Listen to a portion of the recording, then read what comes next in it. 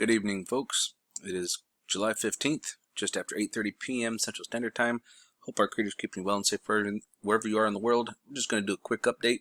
As you can see here, they finally registered what I had showed you guys, that huge plasma ribbon liftoff.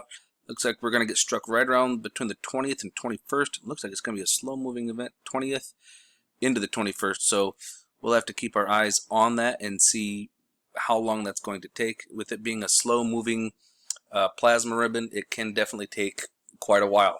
There was no coronal mass or no flare associated with it, so there was not a lot of power to push it out to get it to strike the planet. So it does look like it will hit us around the 20th, so it's about 5 days away. And being slow moving, yeah, it might take a little bit. So once again, on top of it, checking over here at ISWA. First thing we're going to do is we're going to check out the 304. But the first thing I want to this starts off with yesterday.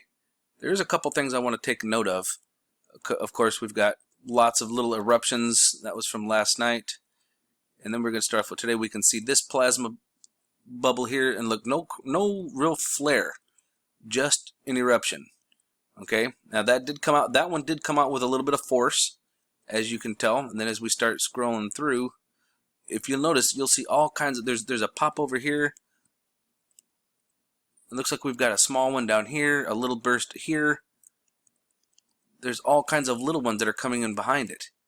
So, and of course we've got our little friend over here skating off in the back, in the cut. What you doing back there, little dude? You see him over there? And there's quite a few of those guys, but we'll keep on panning forward, and we'll get to right. Look at that. There's that eruption there. We've got another eruption on the right side that happens. Well, we actually have a secondary one right here on the left side, the eastern limb, and then right here they jump forward. Remember, I showed you guys the time difference. Okay, they took out literally 2 hours so that we couldn't see the actual eruption or the release. But as we pan forward, we can see over here, we can see this just swirling around. I mean, look at this thing swirling around. So a lot of that did get flung out right in our direction. And if you actually look here, you can still see it being pushed off and coming our direction. Not to mention we had another eruption over here. And it looks like we had another one down here. And it looks like we might have had one right down here towards the end here. See if I can get it. There it is. See that? And there's that one there flinging up. And that's flinging up around to us as well. So, yeah, we've got a lot of incoming. Now, they're a little bit smaller, so they may not register them or even consider that as anything for a form of a threat. But once again, when you've got all those, even the little ones, the 1, 2, 3, you know, those little combination punches, that can be quite the issue. Now, as we get to coming here over to stereo head corner graph 2, I want you guys to take notice of something. Now, stereo head is ahead of the Earth. Okay, so Earth would be over here, horizontal, on a horizontal line. Okay, Earth would be over here, and we're over here, or the stereo head is over here. So Earth is here, the satellite is over here. There is something that comes up from underneath, and it's right here. Watch this. You see it moving? Look at that. Right where my arrow is, and you see it coming up from underneath the sun. What in the heck is that? Okay, now this supposedly being Venus, I'll be honest with you, I'm not so sure. Because even though we're out here, I mean, it could be, but then again, maybe it's not. But anyways, so then again, they jump forward here. They literally take out almost a whole day. We go from 7:13. Where is that at? Oh, they jumped ahead. Okay, so there's 20.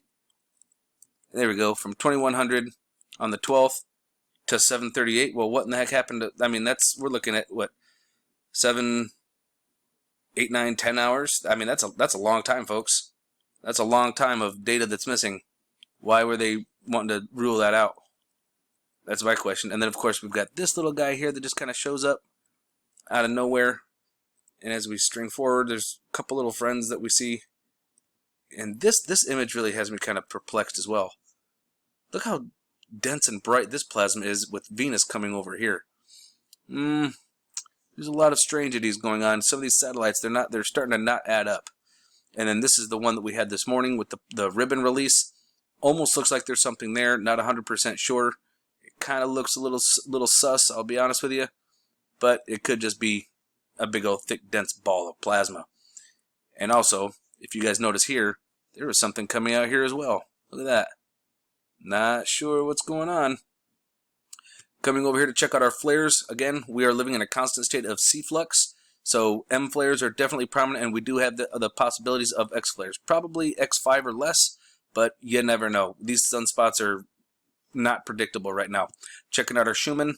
Yesterday, right around 2200 UTC time, 22 to 23, and then today around 2000 UTC time, we had a spike of 87, which is extremely high. That is a hard spike. And then we had another one over here that looks like it was dancing right at 70 yesterday. So yippee-ki-yay to that, right?